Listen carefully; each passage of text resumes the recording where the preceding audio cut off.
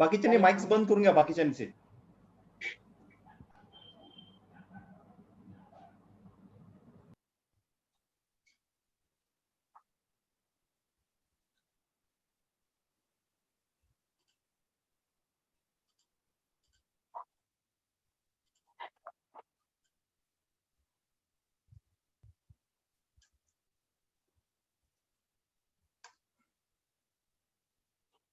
Okay, start.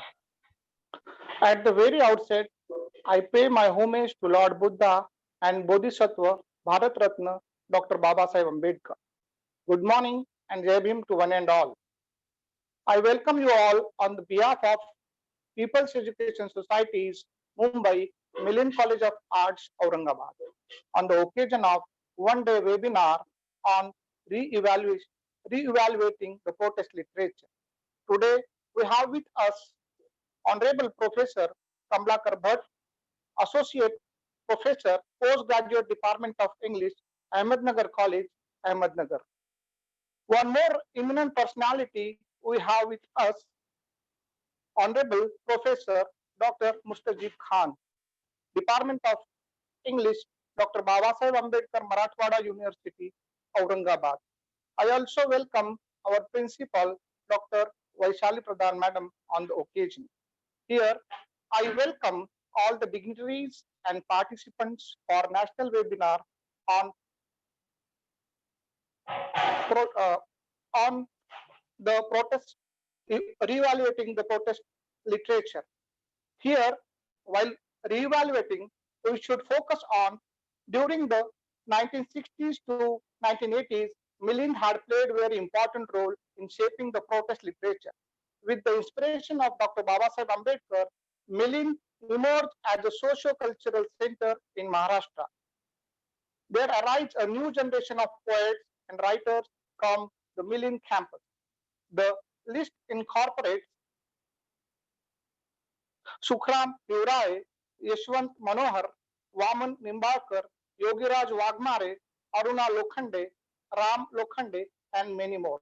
Hundreds of poets wrote thousands of revolutionary poems on the campus. This unparalleled spirit brought the socio-cultural change in Maharashtra. Later, the literary movement not only shaped the literary world in India, but the world too. Dalit literature became the symbol of change and revolution. But in the postmodern times, the complex absurdity of contemporary life, loss of faith in political and moral authorities increased the complexities in human life. African American, Asian American, Hispanic, American Indians, Dalit, women, transgender, gays, lesbians, etc. are constantly trying to get their identities. But identity is a fluid and it's always in flux. I request the resource behind the seminar or principal, Dr. V.S. Pradhan, to give introductory remarks on this occasion. Dr. V.S. Pradhan. Good morning to one and all. Today, the People's Education Society, Mumbai's Milind College of Arts, the Department of English, has organized one-day national webinar on re-evaluating the protest literature. The People's Education Society was founded and established by Bharat Ratna Dr. Babasaheb Ambedkar in the year 1945. And this year, we are celebrating its Platinum Jubilee. And to commemorate this event, we have organized this seminar, this webinar. It is through this webinar, we intend to open discussions and again re-evaluate the protest literature, which is very vital in today's scenario. Protest literature is the voice of the voiceless. It speaks about discrimination, the oppression, the suppression, and the neglected. We need to bring this literature into the mainstream literature. Literature can be called protest literature because literature is a way, an art of expressing emotions, values, concern, and lessons. In major protest literature, we have prominently Dalit literature, feminist literature, African American, so on and so forth. Women writers have proved themselves as silent protesters. They have given vent to their feelings of protest in their writings. This protest literature leads to a change in the world. Protest literature has made an unbelievable social change. For further deliberations and discussions, we have with us Professor Kamlakar Bhatt, who will in detail try to talk on the topic, and naturally it will add to our knowledge and help us to widen our vision and perspective. Yes, and we are happy to have with us my great friend and the faculty professor Mustajib Khan from the Department of English, Dr. Babasaheb Ambedkar, Marathwada University, a scholar who also shoulders the administrative responsibility of the Director Students Welfare. I welcome both of them to our webinar. And yes, let me assure you that these two people are going to give you an intellectual feast for sure. Last but not the least, I once again welcome both of them and avail this opportunity to thank them for having accepted our invitation. I appreciate the overwhelming response to our webinar, so I welcome and thank all the participants. Without them, this webinar would not have been possible. Thank you. Good day. Thank you very much, madam, for wonderful introductory remarks. Now I request Dr. Kendre to introduce today's chief speaker, Honorable Dr. Kamlakar Bhatt, sir.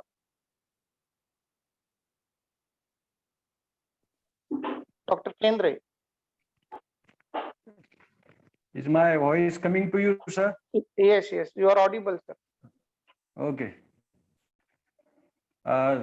This webinar organized by Millen College of Arts on re-evaluating protest literature has provided me a golden opportunity to introduce our guest and keynote addressee, Professor Dr.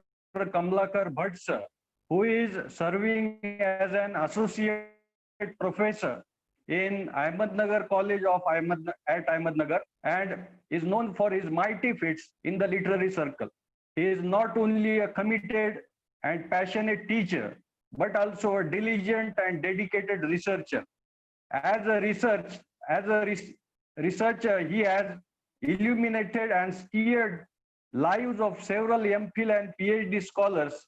He has done exceedingly well in publishing his research articles in various national and international journals.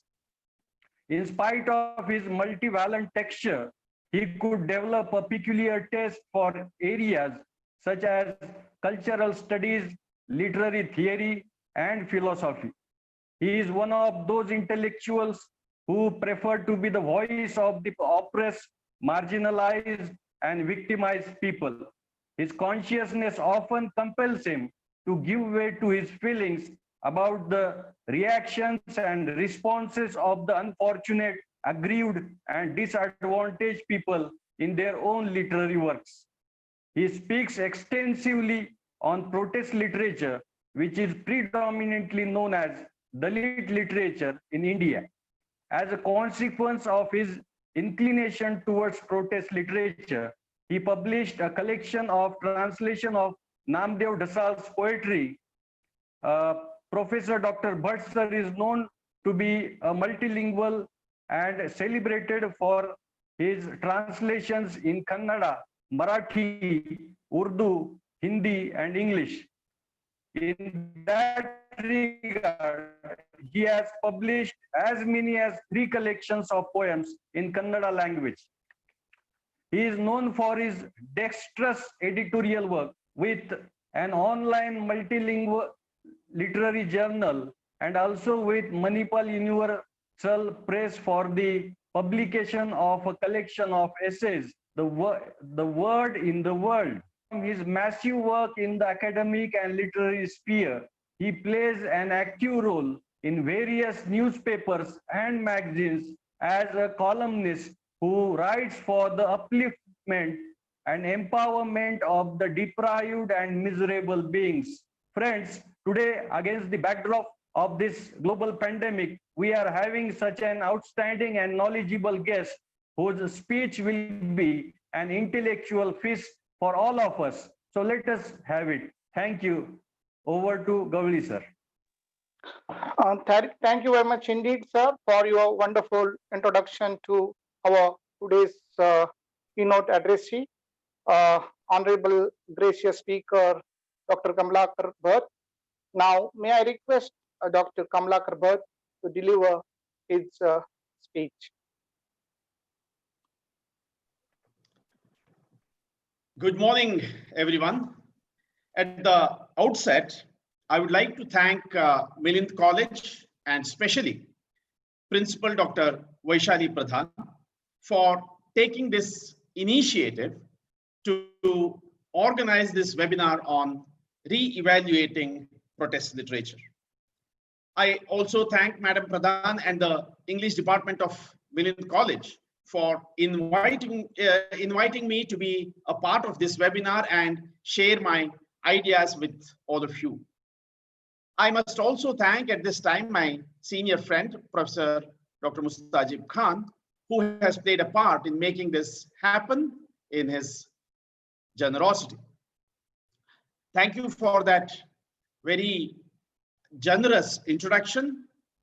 Now, let me turn to the topic for today's deliberations. For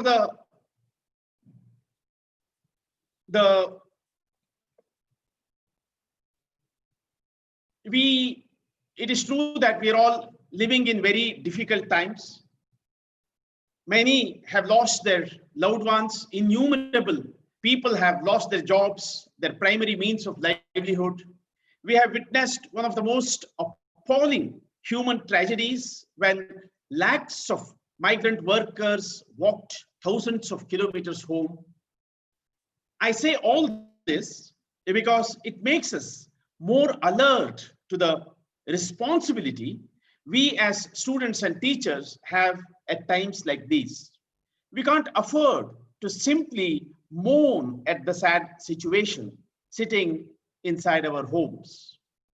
We need to seriously respond to this crisis in whatever ways we are equipped with. One such method that we can resort to is by producing responsible knowledge. I think the topic for today's webinar gives us such an opportunity. Why is it important to think seriously today about a topic such as protest, especially the students? Here, allow me to start sharing my PPT at the backdrop. Yes. We are all familiar with the significant role that students have always played at crucial times in the history of any country.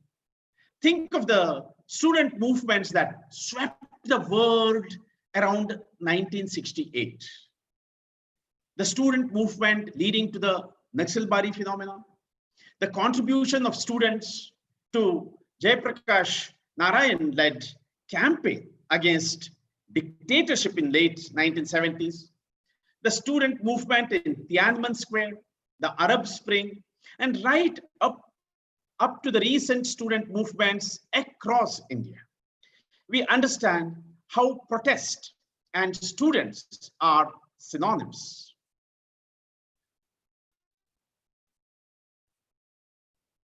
Anyone who studies the history will realize that protest is the protagonist of the story called change.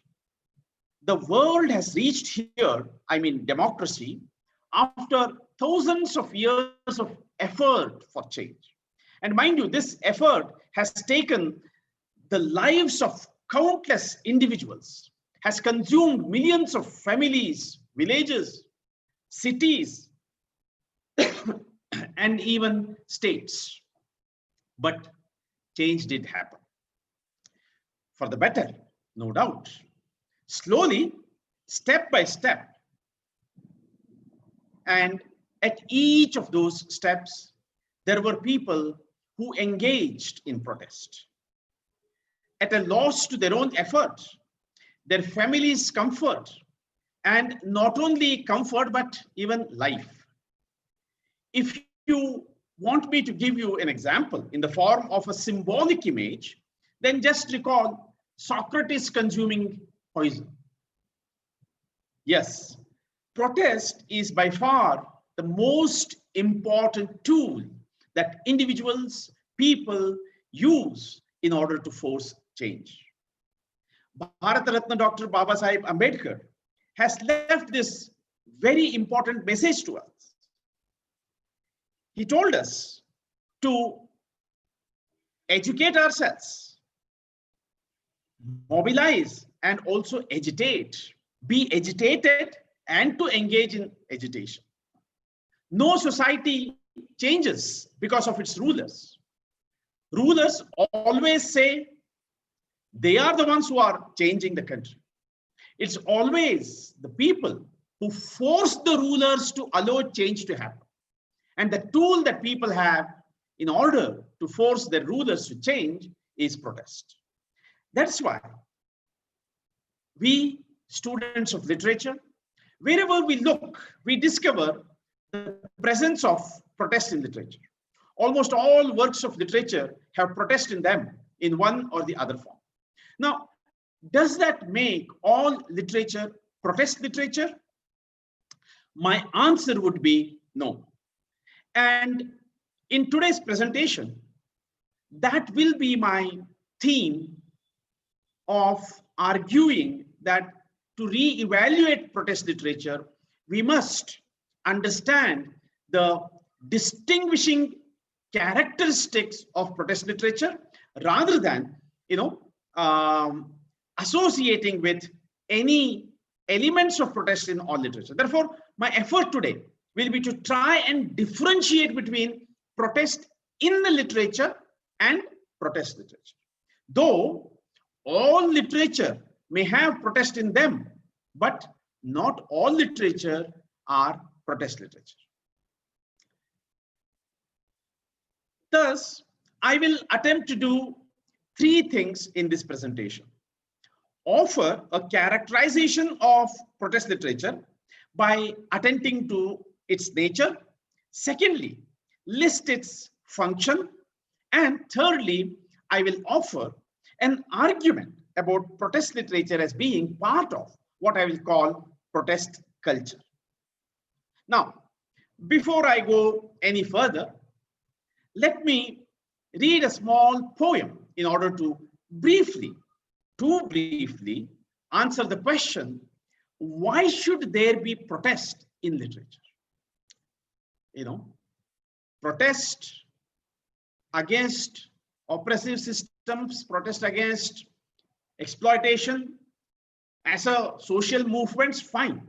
But people do sometimes ask, why should there be protest in literature? This poem by a Hindi poet called Gorakh Pandey, I think, would answer it quite well. Let me read it.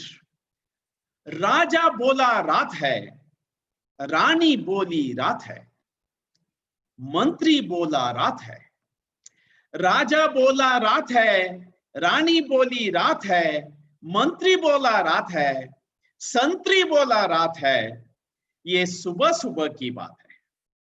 My friends, it is precisely this fact that people are always taken for a ride by those in power, by the rulers, by the establishment, by what we may call as the state apparatus. They're all the time lying to the people.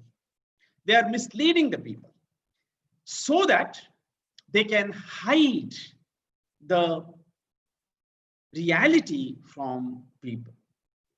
As this poem by Gorakh Pandey clearly intimates, protest is precisely against such, let us say, illusions and delusions created by powers that be. Before I turn to some characterization of protest literature, let me state clearly why and how I will undertake such a characterization of protest literature. Knowledge necessarily requires differentiation. Without differentiation, we will end up with a lot of identical phenomena, disabling us to sufficiently understand any of them. Once we employ differentiation, we must immediately remember it is only a strategic move and not a definitive or fixed description. Because differentiation must remind us of the tentative nature of any procedure of knowledge. And hence, we must also try to raise questions about knowledge thus produced so that a sharp probity is maintained. No knowledge is final, no knowledge is universal. Probity, constant questioning is the only way of maintaining some kind of, let us say, alertness in us. Hence, I want to attempt a description of protest literature that aims at specific differentiation so as to make it something particular rather than excessively inclusive or excessively universal. As I said earlier, it's very easy to find an element of protest in all literature. To therefore say that all literature is protest literature, or to include any and every text under this rubric, will only make the very category of protest literature meaningless. Now, let me begin this characterization of protest literature that I referred to, and my first characterization, I would like to state it this way. The primary site of protest literature is conflict. No conflict, no protest literature. Here, I want to emphasize the fact that we must go beyond understanding literature as something that is there in the books. This webinar says re-evaluating protest literature. One of the ways in which I want to do this re-evaluation, this revisit, is by trying to specify protest literature as something different from protests in literature. For example, some commentators have used the label of protest literature to all kinds of texts. People have called even Rushdie's Midnight Children, an excellent novel, no doubt, as protest literature, or Kiran Desai's Inheritance of Loss, also as protest literature. We may, if we look carefully, find some form of protest even in a romantic poem, in a romantic love poem, say a film song, protest against this or that. But as I have already stated, that is no reason to mark it as a text of the type of protest literature. All literature is protest is a famous statement by Richard Wright.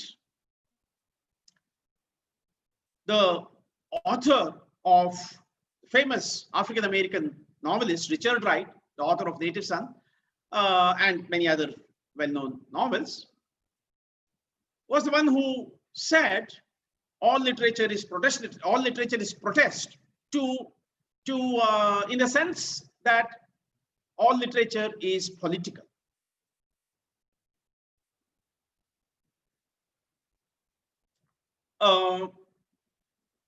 So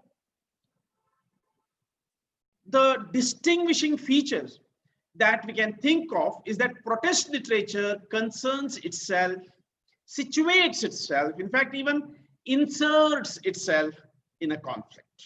So we may say that without conflict, there can be no protest. Every site of exploitation is not a site of conflict, though it may be a site of discontent and even dissent, which may find expression without conflict through other, as Gramsci has very famously shown us, subversive means.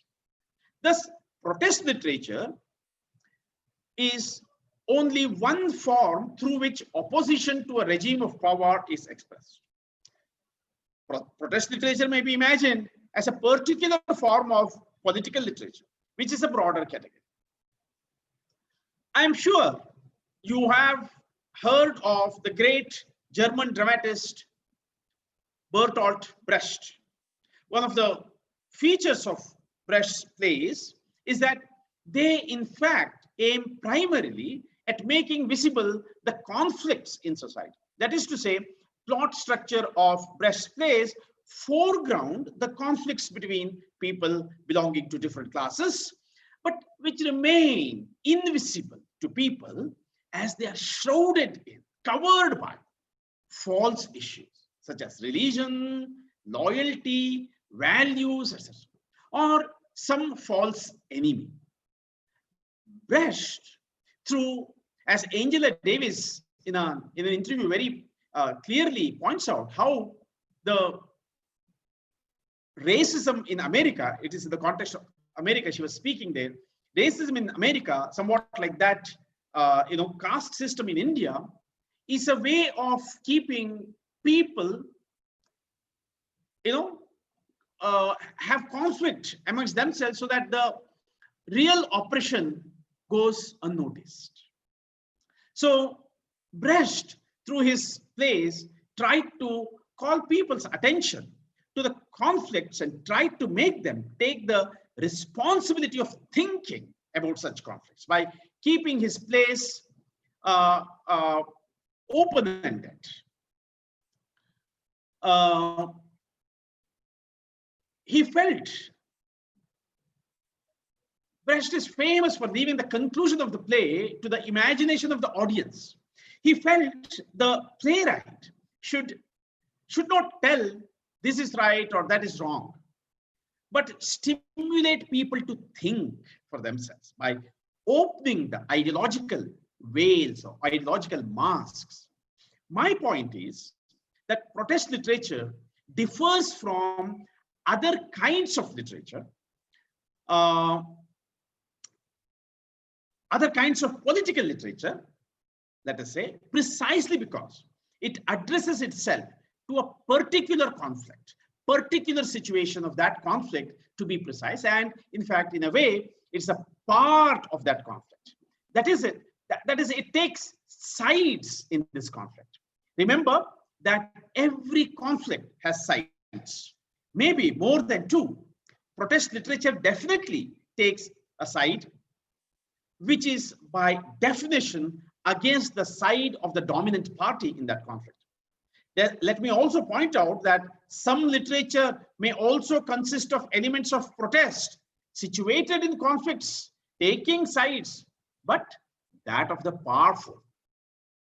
For example, let me take an example from a distant place, though contemporary, in the context of Black Lives Matter movement. There are those who raise slogans like all lives matter.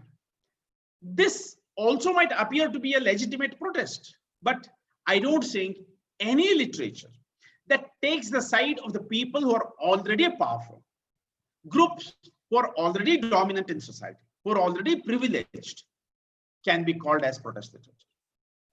I argue that it should be called as protest literature. So my first characterization is that protest literature is situated in conflict and it takes side in a conflict. In fact, its very purpose is to take the sides of those who are not powerful.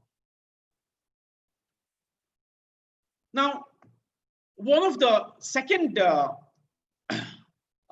characterization that I want to offer is that protest literature, as I said earlier, is not limited to books and to printed pages. Very often, when we think of literature, when the word literature is mentioned, we primarily think in terms of the printed medium as such. Print medium is neither unique to literature, nor that is the only medium of literature. A little bit of thinking will make it clear to us that we receive literature in many other medium as well. And protest literature, in fact, is one such which tends to be emphatically, kind of get circulated through multimedia. So one of the unique aspects of protest literature is that it most often, or at least most of it, tends to be multimedia, in the sense that it does not occupy only the space of a book. Protest literature is very often associated with the protest movements, or at least a lot of protest literature is adopted by social movements. As conflicts are enacted in public and require a form of communication that reaches out to the mass, it is but obvious that any mass movement requires a form of communication that inspires and informs the participants, impacts them deeply enough to provoke their active participation in and continued commitment to the cause of that movement. Protest literature comes handy in such situations, especially songs. In many cases, songs tend to strengthen the bonds between the participants in the protest movement, act as a means of keeping everyone alert, intensify the purposefulness of the protesters, and keeps up their spirit. Excuse me.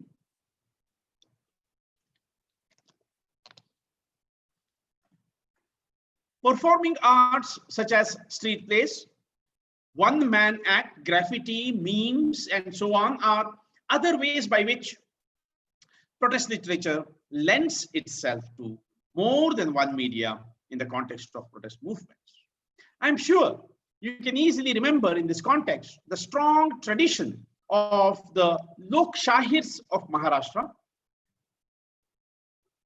Jyotirao Phule, Annabhau Sate, Amar Sheikh, Datta Bhagat, and a host of others can be remembered here, and how they have contributed to protest movements in Maharashtra. You may also remember the tradition of Ambedkar Shairi, songs, and other performance traditions through which Ambedkarism is kept alive and is communicated to the mass. Most of you will remember how during the recent student protests in Delhi, all over India, Faiz Ahmad Faiz's poem, Hum Dekhenge, became viral.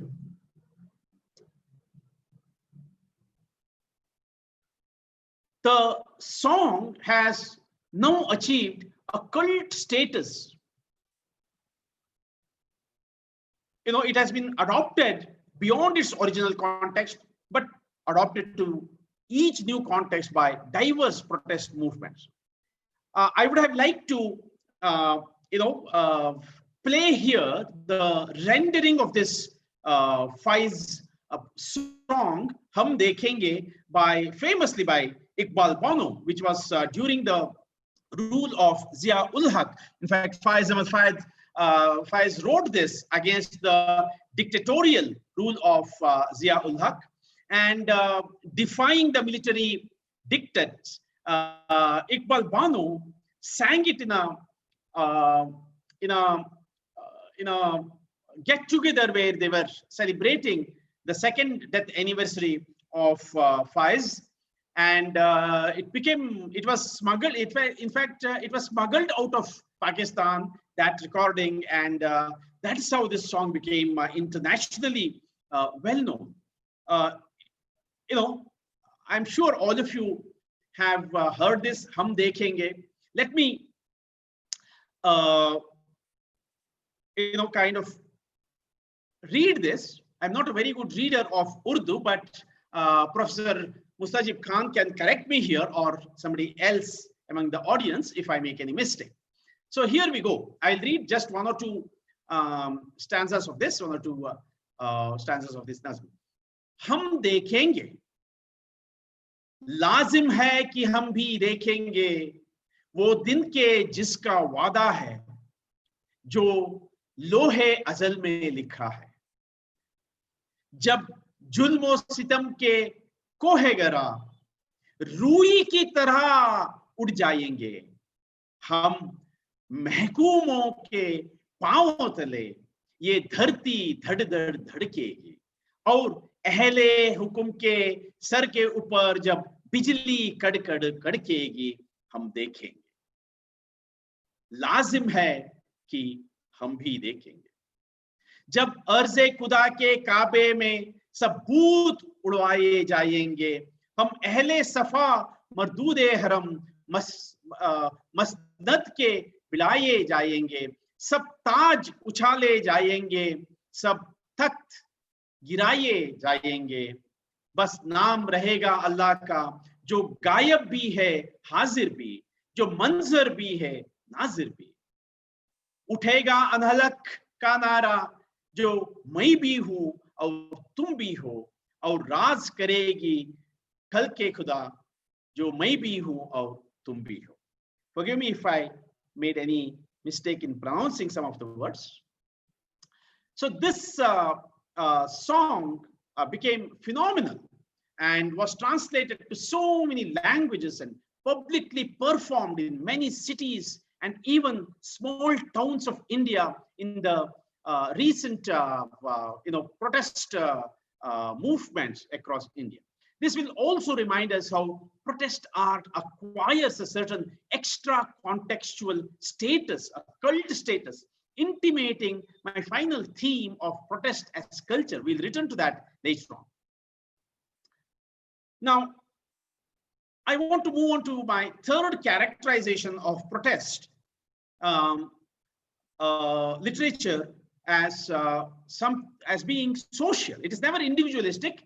Very often in literature, there is this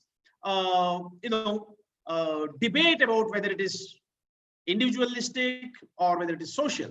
Now, when we consider protest literature, we realize that it is definitely not individualistic. In fact, protest literature explores the myth of the artist as an individual genius, artistic expression as an individualized process.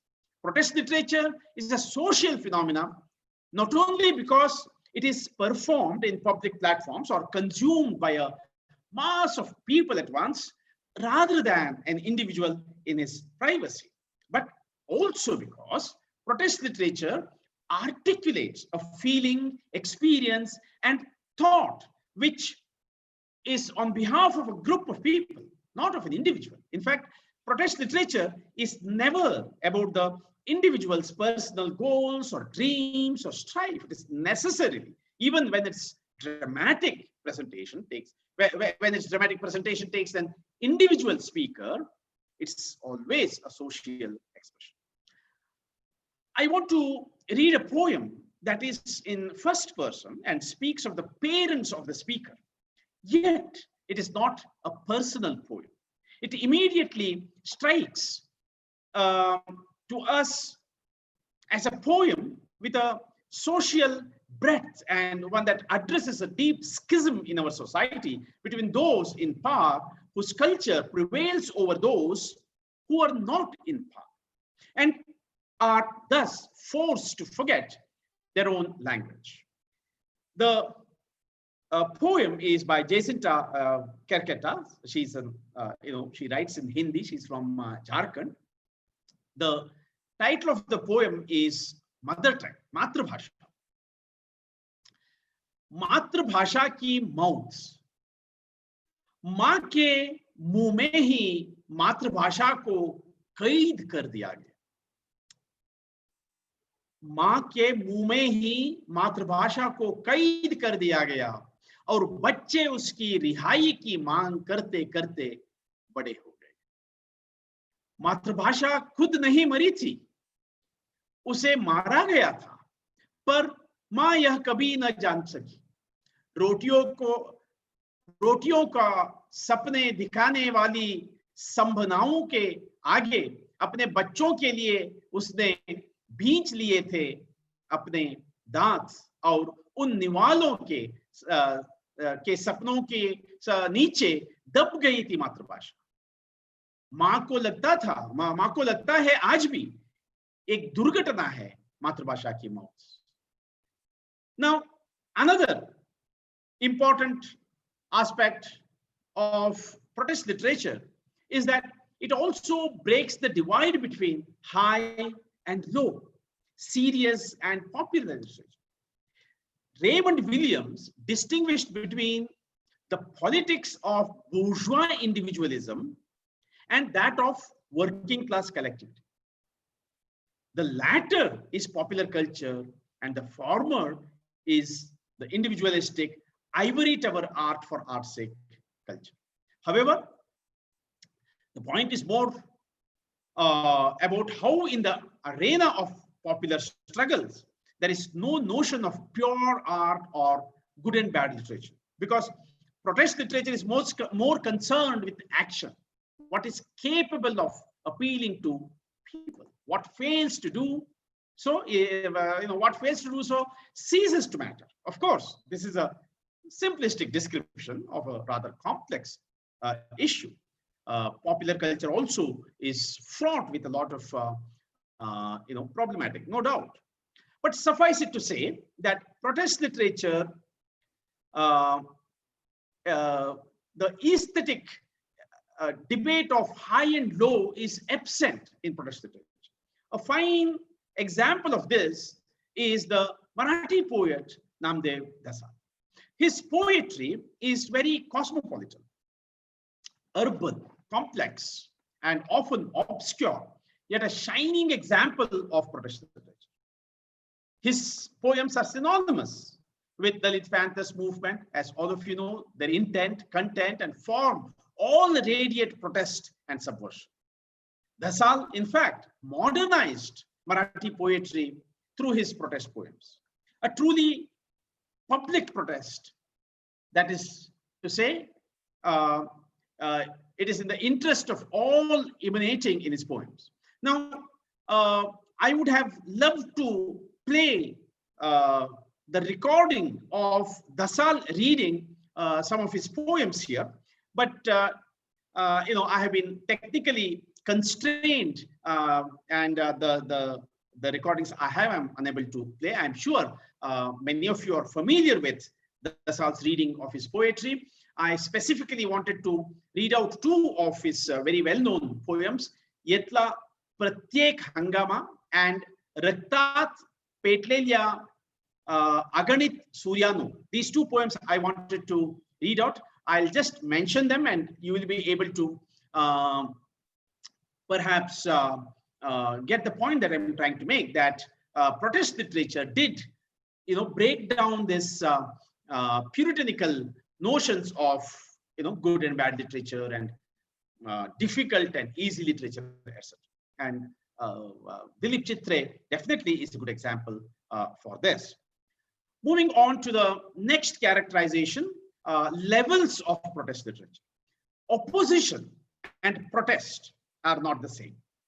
Etymologically, protest has more to do with offering public witness. Remember, in protest, there is a pro. We must think about why protest which is against should be pro. A pro means stand for rather than against. Hence, protest has something to do with an opposition based on an alternative vision. In other words, protest is an alternative move. Protest word comes from the Latin word protestere, which etymologically suggests, which has etymological roots in something that is public and also of witnessing. To engage in protest is to offer public witness. Many dictionaries stress the oppositional side of protest, protesting against, but protest, as the prefix pro suggests, can also be presentational, putting forth a positive alternative or creative vision. Protest literature can thus be associated with those literatures that are a part of movements with alternative vision, not just criticism, not just dissent or opposition, or even discontent. Criticism, dissent, opposition, discontent definitely are qualities of protest literature. But there may be literature which has dissent, discontent, etc. But still, it may lack alternative vision. And if it lacks alternative vision, perhaps we should not call it protest literature. That is political literature, no doubt. It is, let us say, it counters, no doubt. But still, we need something very specific, a very specific definition of protest literature. When seen as protest literature, a literary work implies insignificance of its author, common cause of the society, a socially useful way of deploying imagination to the aid of visualizing an alternative way of resolving the conflict. Not all protest literature are ethically on the same plane. Protest literature may demand equality of all people or human life for all beings. Some other protest literature may demand that a book be burned because it insults a character who belongs to their caste, or protest against calling Godse to be a bad person for killing Gandhiji, etc. So we have to be very careful in identifying what is and what is not protest literature. Just the presence of protest cannot be called as protest literature. Let me state clearly the particular way I have specified protest literature. It's a type of political literature that is situated in particular contexts of social strife. Protest literature is a means of participating in collective social action through the being of literature. Now, this discussion has necessitated that we attend to the different levels of protest literature. I want to mention 3 of the levels: activist, pedagogic, and symbolic.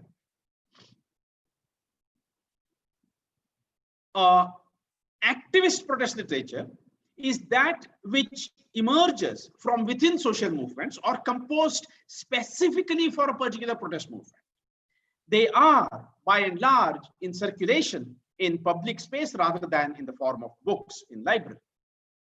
They are, so to speak, tools of a protest movement. The Lok Shahir, again, are the best example, as also many street plays. If you have heard of Safdar Hashmi and the Janam or Janan Natya Manch, you will immediately associate this. The second level of protest literature is pedagogic. The word basically means educational.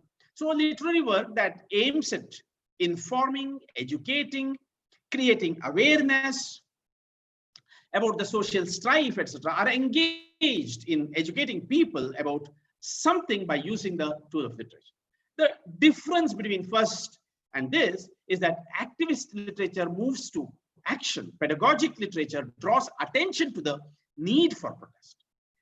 Pedagogic protest literature also belongs to specific conflicts and contexts, mostly written within the broad ideological framework of some such context. For example, feminist works or Dalit literature and nationalist literature during the period of independence struggle as well.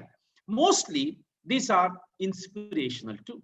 Let me give you a good example of such an inspirational poem that has protest elements in it.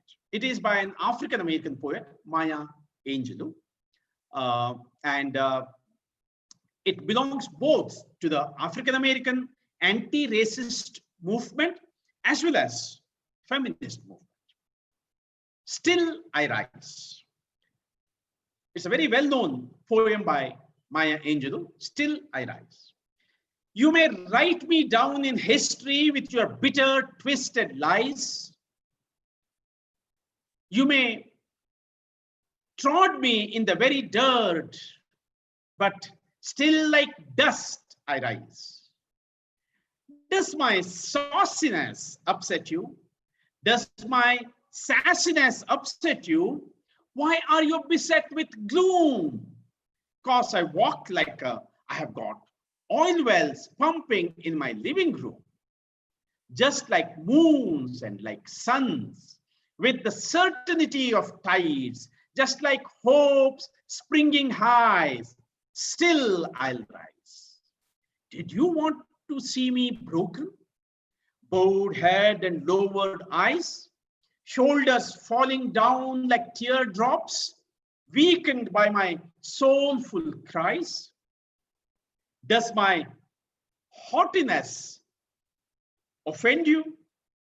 Don't you take it awful hard, because I laugh like I've got gold mines digging in my own backyard.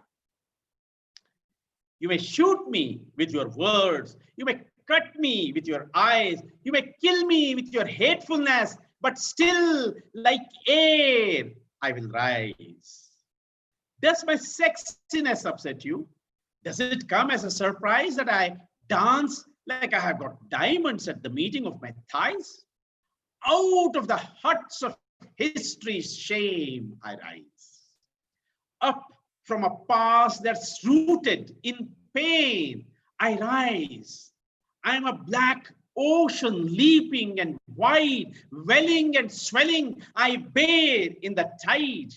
Leaving behind the nights of terror and fear, I rise. Into a daybreak that's wondrously clear, I rise, bringing the gifts that my ancestors gave. I'm the dream and the hope of the slave. I rise, I rise, I rise. The third level of protest literature is symbolic.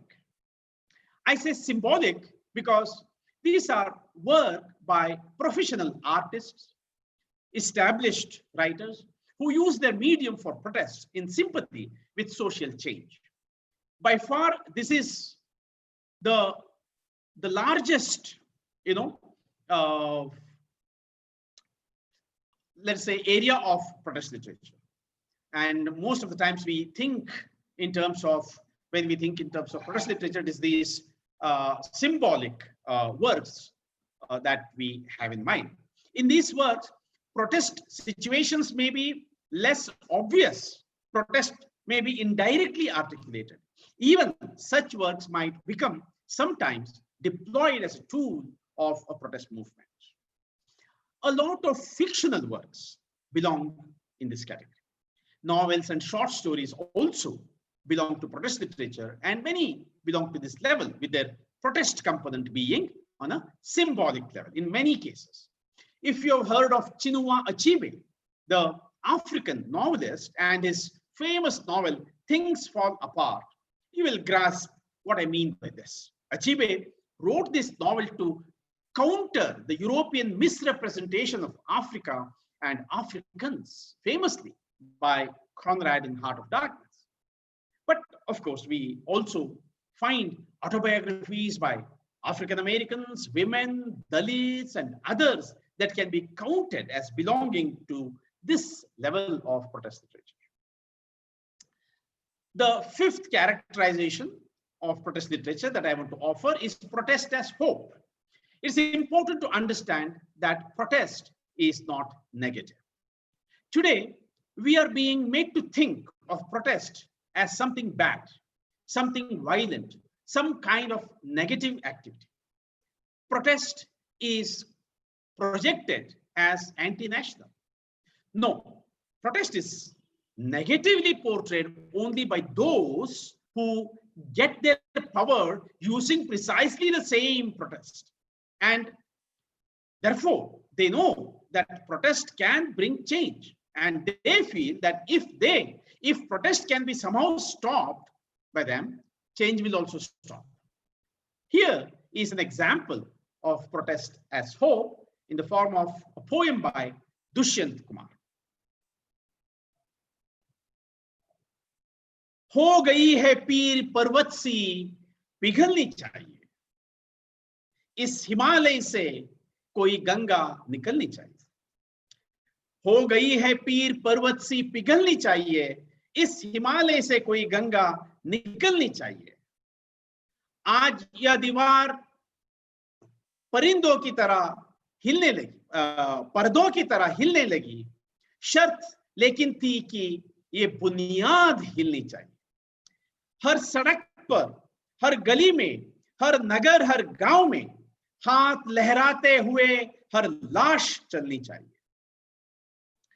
सिर्फ हंगामा खड़ा करना मेरा मकसद नहीं। You know, protest is often described as chaotic or creating hangama. And Dushyanth Kumar, in fact, long ago, mind you, has very clearly pointed out that protest is not really something negative. सिर्फ हंगामा खड़ा करना मेरा मकसद नहीं, सारी कोशिश है कि ये सूरत बदलनी चाहिए. Change. That's what protest is all about. मेरे सीने में नहीं, तेरे सीने में सही, मेरे सीने में नहीं तो तेरे सीने में सही, हो कहीं भी आग लेकिन आग जलनी चाहिए. Friends, that's how Dushyanth Kumar had visualized the idea of protest. Now, I have elaborated the concept of protest literature in great detail. My purpose was to see protest literature as a particular kind of multimedia literary phenomena that's rooted in specific contexts of conflicts and foreground opposition by presenting an alternative vision of society. Now, briefly, let me mention some of the functions of such protest literature. It's not an exhaustive list.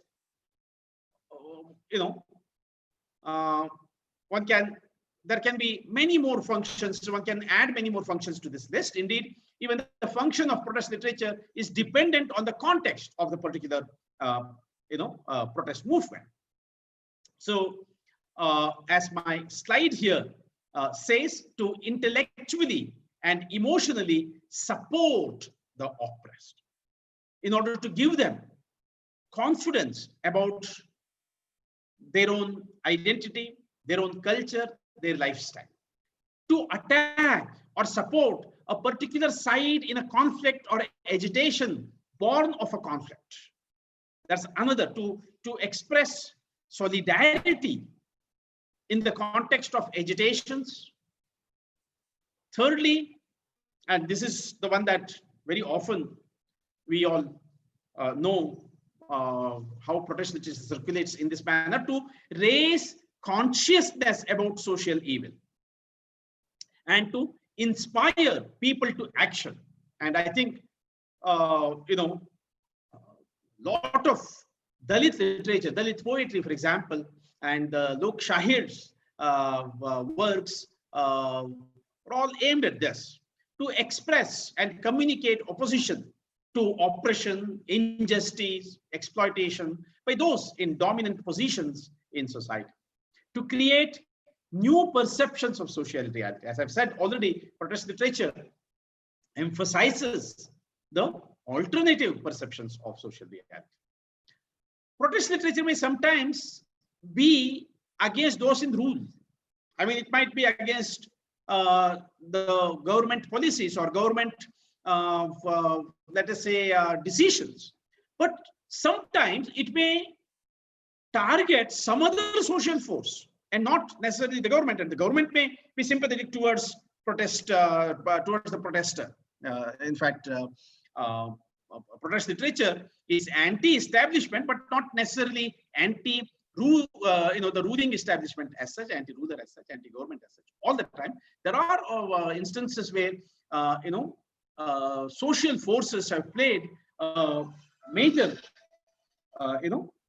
role in oppression than even the government. Government has sometimes, not all the time, there have been many instances of people having to fight for change, for even with the government. And now let me illustrate the chief function of protest literature which is arousing people into action against social evils, injustice, and oppression, and inspire, primarily creating confidence, making them conscious, the consciousness raising function of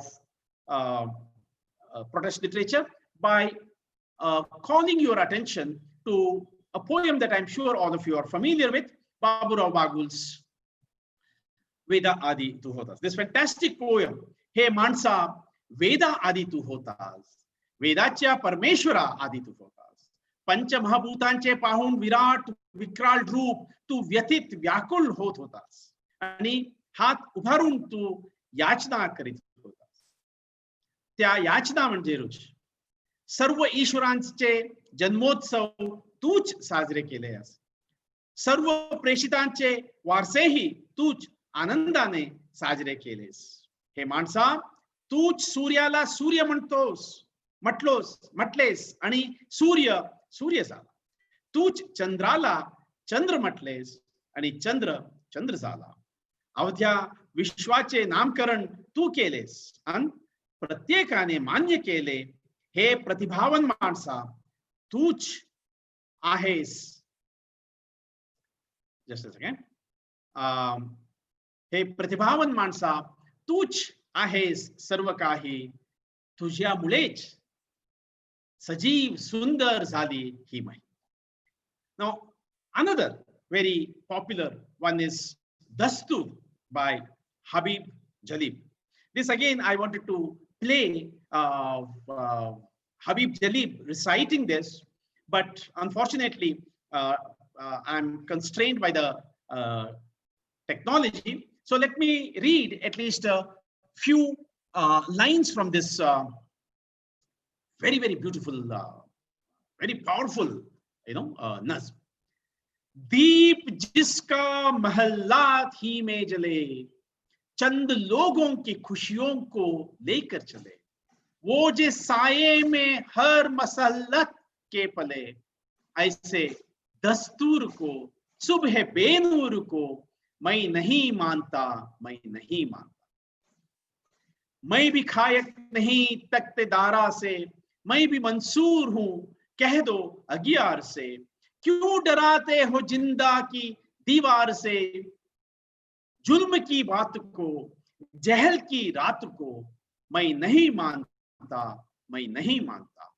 फूल शाखों पे खिलने लगे तुम कहो, जाम रिंदों को मिलने लगे तुम कहो, चाक सीनों के सिलने लगे तुम कहो,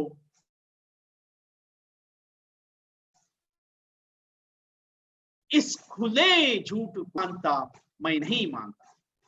तुमने लूटा है सदियों हमारे सुकून, हमारा सुकून, तुमने लूटा है सदियों हमारा सुकून, अब न हम पर चलेगा तुम्हारा फुसून. चारगार में तुम्हें किस तरह से कहूं, तुम नहीं चारगार कोई माने मगर, मैं नहीं मानता, मैं नहीं मानता. Let me now turn to my concluding remarks. I have tried to argue so far that in our society, at this point in time, there is a function of literature which may be called as its political function.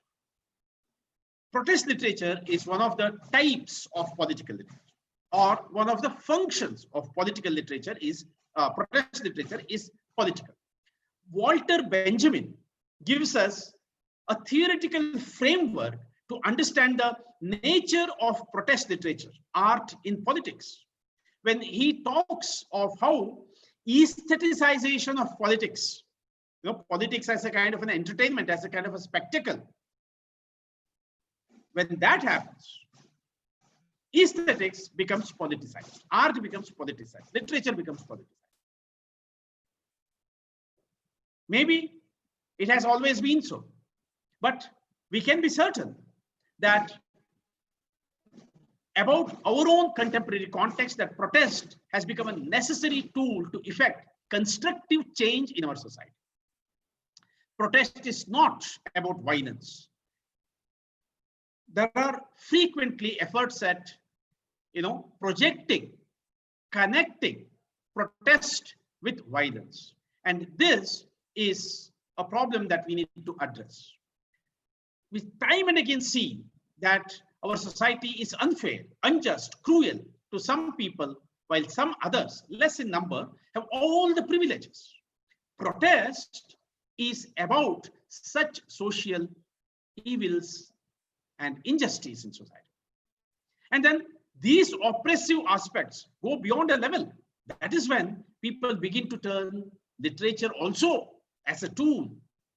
Remember that protest is not the same as protest literature. Protest goes on whether protest literature comes into being or not. Protest is there in society. People do engage in protest in order to, change the society, improve the conditions of society. Protest literature joins this movement. There's a wider discourse of protest, which includes speech, action, meetings, mobilization, creating awareness, and then drawing the attention of the society to the need for change, going to, being jailed. Think of Bhagat Singh being punished with one's life. So in this large ongoing social action, literature acts as an intellectual force field. And thus, we can say that literature is a member of this wider popular culture of protest. I submit to you, my friends, that this is one way of understanding or re-evaluating protest literature as a specific function of a wider popular culture of protest. I thank you all for your gracious attention. You may ask questions, or you may type questions in the chat box, or you may share your comments. I also, once again, wish to thank Dr. Mustajib Khan, Dr. Vaishali Pradhan, and all the faculty members of the Million College, especially the English department. Let me end by reciting the quintessential protest poem, Pash. मेहनत की लूट सबसे खतरनाक नहीं होती, police की मार सबसे खतरनाक नहीं होती, गद्दारी लोभ की मुट्ठी सबसे खतरनाक नहीं होती, बैठे बिठाए पकड़े जाना बुरा तो है, सहमी सी चुप में जकड़े जाना बुरा तो है, पर सबसे खतरनाक नहीं होता। सबसे खतरनाक होता है मुर्दा शांति से मर जाना। When we don't protest against oppression, injustice, that is what Pash in this poem points out as being खतरनाक। सबसे खतरनाक होता है मुर्दा शांति से मर जाना, न होना तड़प का सब सहल कर जाना, घर में निकलना काम पर, घर से निकलना काम पर और काम से लौटकर घर जाना, सबसे खतरनाक होता है हमारे सपनों का मर जाना। Thank you all very much, and with that I take your leave. Thank you, stay safe and take care.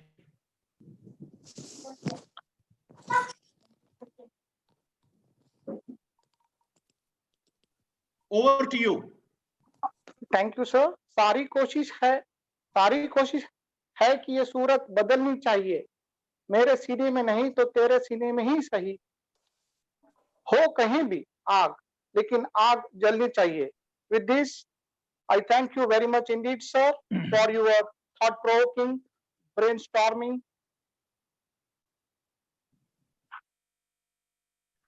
all comprehensive, inspirational speech. Thank you very much indeed, sir. I have a small announcement for the participants that if they have any query, any questions, you must put it in the chat box so that Honorable Speaker Dr. Kamlakar Bhatt will answer the 2 questions only at the end of the webinar. Now I request Dr. Kendra sir to introduce the chairperson of today's webinar, Honorable Dr. Mustajib Khan, Professor, Department of English, Dr. Babasaheb Ambedkar, Marathwada University, Aurangabad. Over to you, Kendra sir. Okay. At the very outset, I must say that it is my privilege to introduce our guest and chairperson of this virtual session, Professor Dr. Mustajib Khan sir, on the online platform of this webinar organized by Millen College of Arts on re-evaluating protest literature. Professor Dr. Mustajib Khan sir, who is serving as a professor in Department of English and is also Director of Board of Students Development and Director of Foreign Students Cell of Dr. Babasaheb Ambedkar Marathwada University, is one of the dearest and well-regarded figures among the faculty members of the university. He possesses 26 years of teaching experience and has done outstandingly well in the field of research by completing UGC's major research project and by supervising 10 PhD students and 15 MPhil students. He has presented 50 research papers in national and international seminars and conferences, as well as published 25 research papers in reputed national and international journals. Dr. Khan sir is a multitasking and multifaceted being, and his area of specialization is British literature, Indian writings in English drama, theater and film studies. He is innately and instinctively an artist in terms of technical and non-technical activities on the stage. In that regard, he has delivered lectures on fine arts, dramatics and music at several intellectual gatherings, as well as acted as in charge of light designing at various stage events.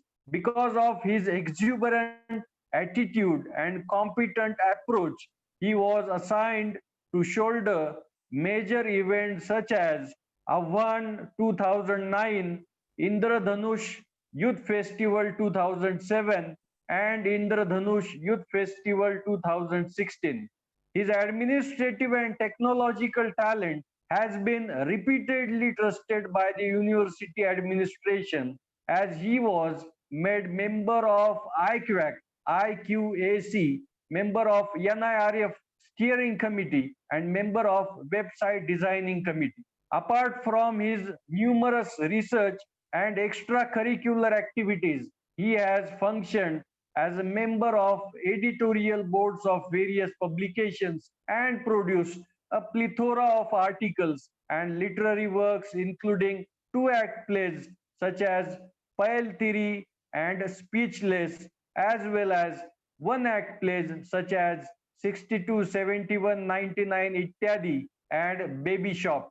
No wonder if such a phenomenal performance attracted the attention of several institutions and authorities, as many awards and positions have been conferred upon him, including Cultural Ministry of Government of Maharashtra's award for Best Light Effects for 5 times, Shikshak Pratibha Puraskar, Executive Council membership of Indian Society for Theatre Research, and life membership of the Association for the Study of Literature and Environment, New Delhi.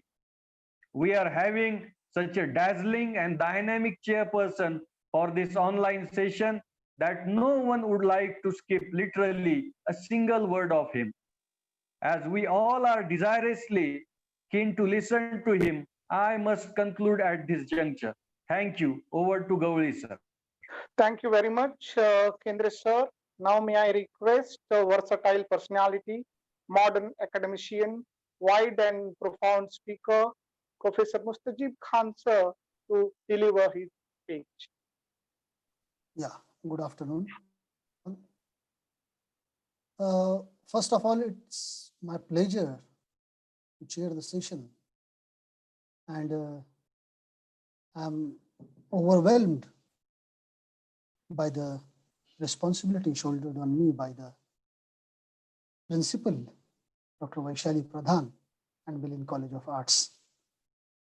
In fact, indeed a great pleasure to listen Kamlakar Bhatt with his beautiful style of explaining each and everything very minutely.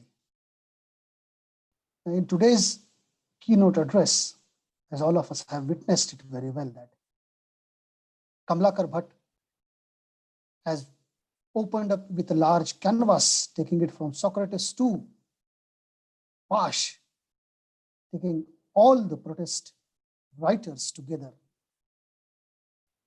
His ideas of making it as a function, and what are the characteristics of this protest literature, how it functions, how it works.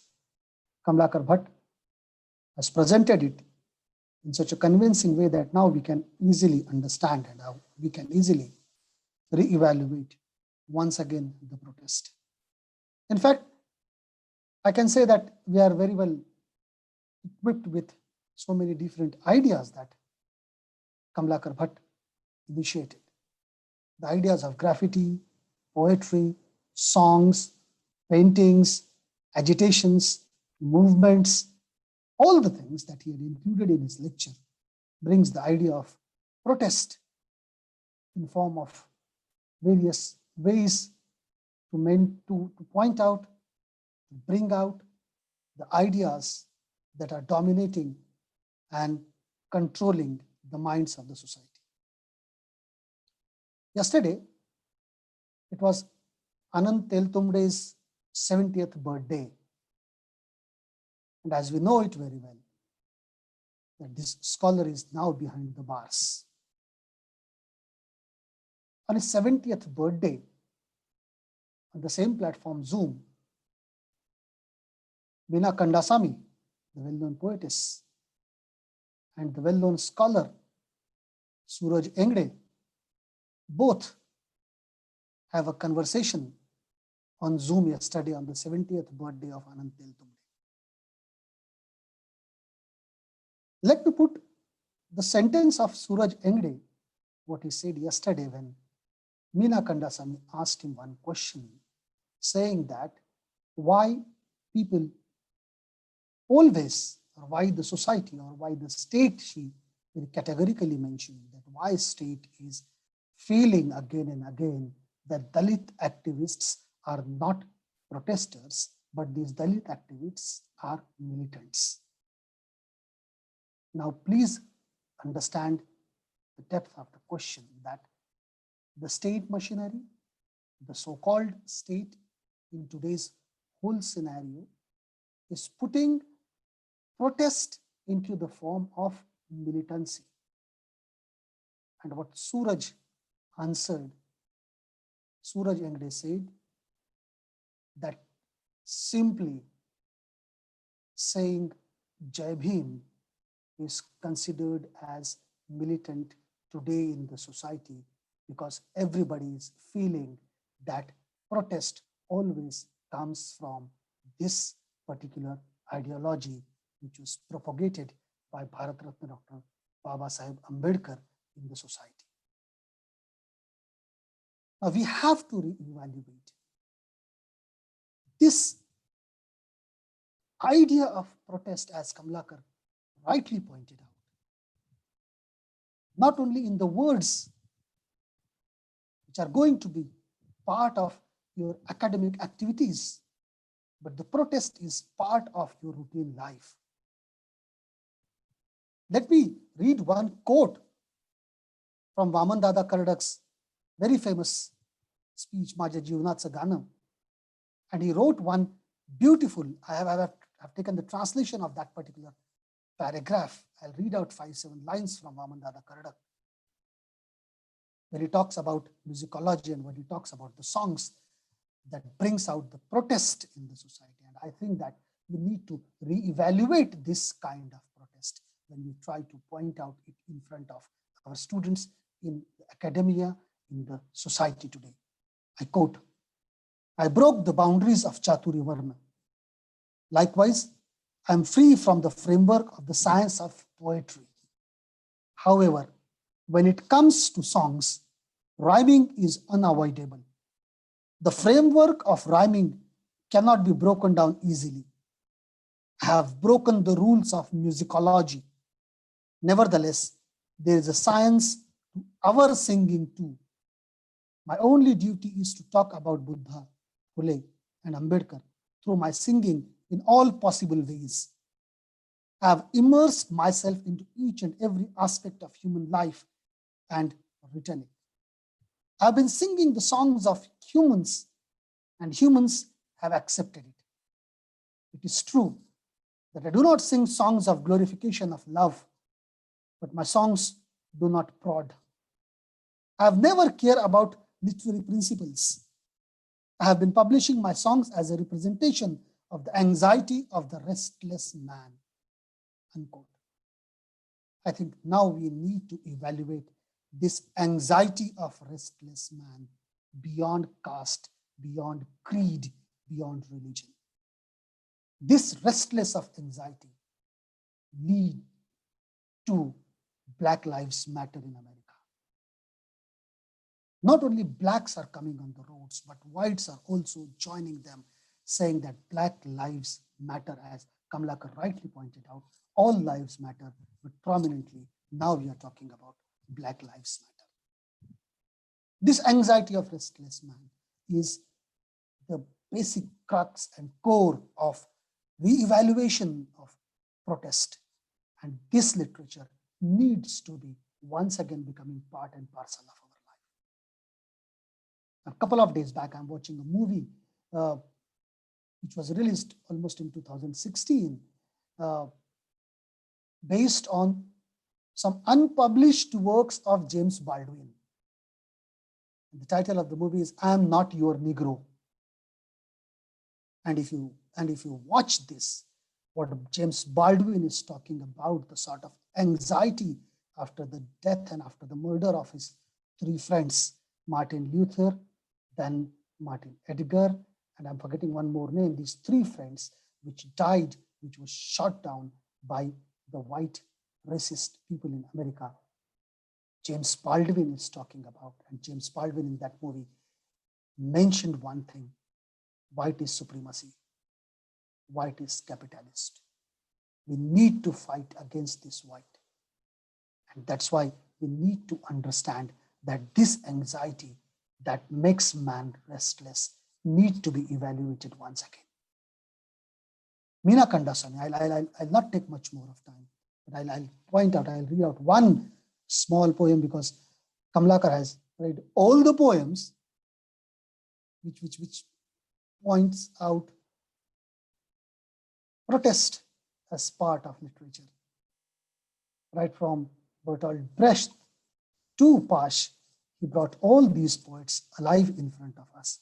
Unfortunately, due to technical reasons, that we are not able to listen the recitation of poetry by Namdev Dasal, but it would be a great feast if we listen Namdev Dasal's voice once again to understand that what sort of protest we are trying to find out in our system.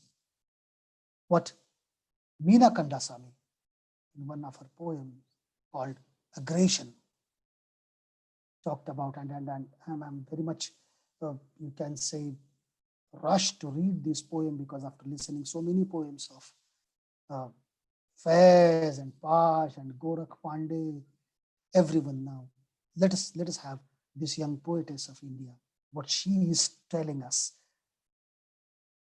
in a poem called Aggression. Ours is a silence that waits, endlessly waits, and then, usable to bear it any further, it breaks into wall.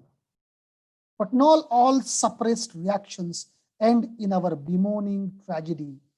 Sometimes the outward signals of inward struggles take colossal forms, and the revaluation happens because our dreams explode.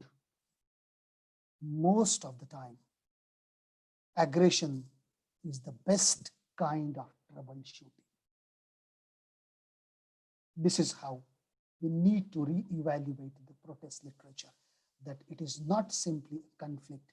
I may take the liberty to take a step beyond what Kamlakar said of characterization of protest literature when he said that it is a conflict.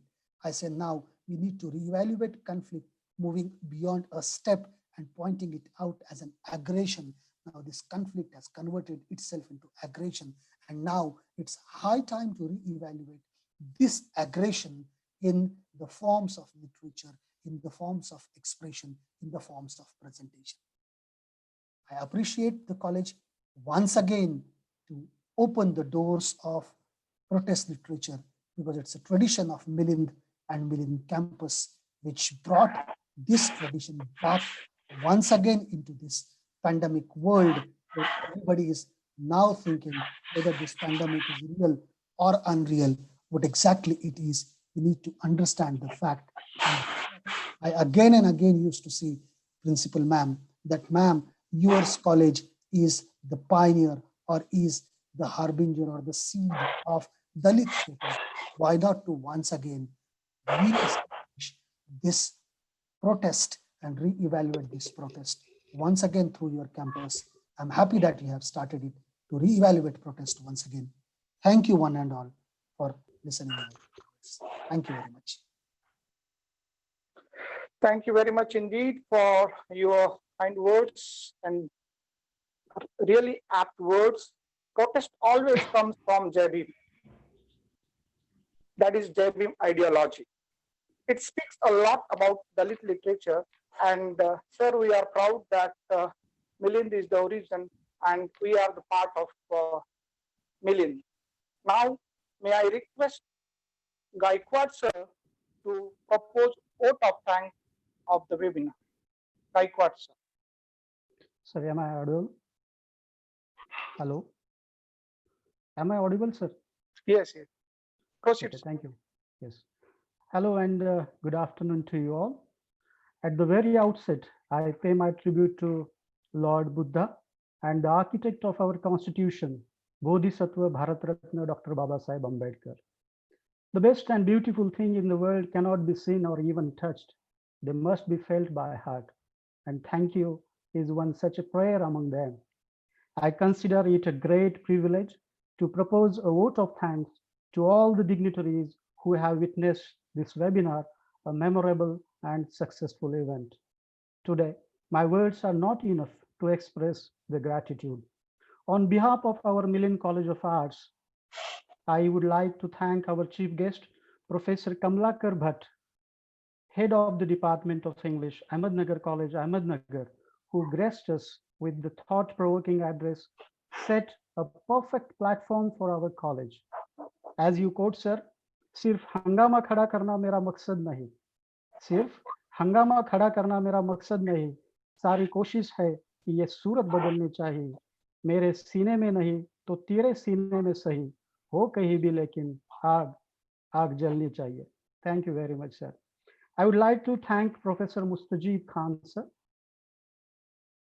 Department of English, Dr. Babasaheb Ambedkar Marathwada University, Aurangabad, for chairing the session.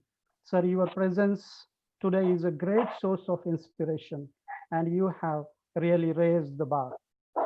I express my sincere thanks and gratitude to our principal, Dr. Vaishali Pradhan ma'am, for being the catalyst that stimulated us to do our best. I also extend my thanks to our vice principal, Dr. Santosh Purkul sir, and all the participants who participated in this webinar. We have been fortunate enough to be backed by a team of very proactive and dedicated staff of our college. I'm immensely thankful to Dr. Shankar Gauli and Dr. Rahul Kendre sir for introducing today's guest. I would also like to thank Vinay Hatole, the technical expert who worked behind the scene to make this webinar successful. Before I finish, all the participants are requested to fill up the feedback form.